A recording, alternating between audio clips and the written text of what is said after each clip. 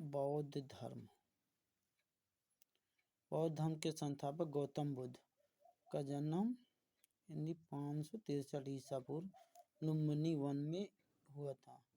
Lumbini one Nepal की तराई कपिलवस्तु के पास है। इनके पिता जो थे इनके पिता शुद्धोधन, गौतम बुद्ध के पिता का नाम शुद्धोधन था। इस शाक्य गणराज्य के प्रधान थे। कपिलवस्तु में शाक्य गणराज्य के प्रधान थे। इनकी माता का नाम इनकी माता थी माया देवी। माया देवी के गौतम बुद्ध के जन्म के 7वें दिन माया देवी की मृत्यु हो जाती है। माया देवी कोली चेटक की कन्या थी। मृत्यु हो जाती माया देवी की गौतम बुद्ध के जन्म के 7वें दिन मृत्यु हो जाती है। सौतेली माँ प्रजापति गौतमी। प्रजापति गौतमी गौतम बुद्ध का पालन पोषण करती है।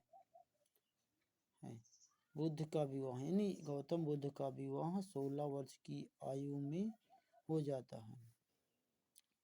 पत्नी इनकी पत्नी का नाम यशोधरा।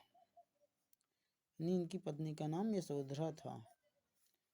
पुत्र इनके पुत्र का नाम राहुल।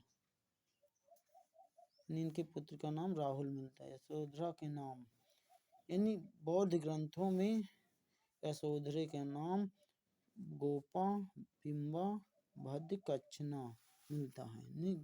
यशोधरा के नाम बौद्ध ग्रंथों में गोपा बिंबा भद्दकच्छना। बुद्ध के सौतेले भाई सुंदरनंद। सौतेले जो भाई थे इनके सौतेले भाई का नाम सुंदरनंद था। सुंदरनंद की पत्नी इनकी पत्नी जो पत्नी थी सुंदरी थी। इनकी पत्नी का नाम सुंदरी था। सुंदरनंद का नाम अजंता एलोरा गुफाओं में भी मिलता है। सुंदरनंद का नाम अजंता एलोरा की गुफाओं में भी मिलता है। इनकी पत्नी का नाम सुंदरी का भी नाम अजंता एलोरा की गुफाओं में मिलता है। बुद्ध का एक सौतेला भाई था जो कभी कभी कहानियों में मिलता है। एक जिसका नाम था देवदत्त। बुद्ध का सौतेला भाई देवदत्त।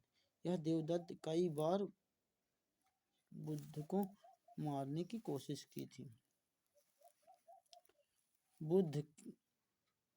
गौतम बुद्ध ने बौद्ध धर्म का जो प्रचार प्रसार किया था गौतम बुद्ध ने अपनी बौद्ध धर्म का प्रचार प्रसार किया था पाली भाषा।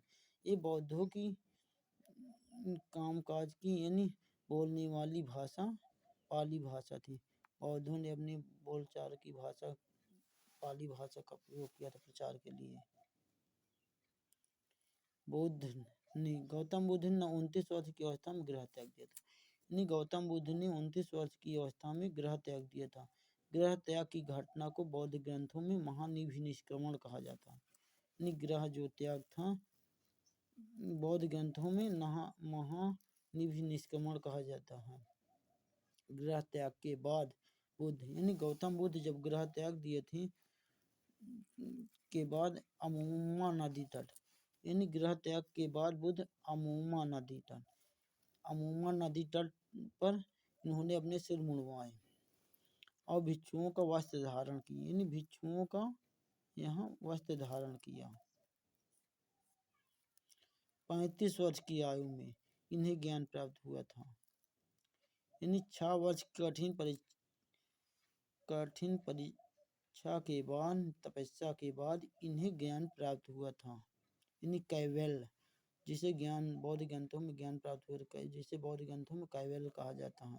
6 वर्ष की कठिन परीक्षा के बाद तपस्या के बाद 35 वर्ष की आयु में इन्हें कैवल्य ज्ञान प्राप्त हुआ था।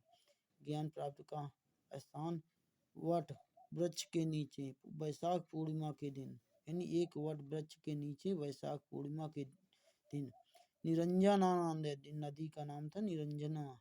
इसी के नीचे इन्हें ज्ञान प्राप्त हुआ था।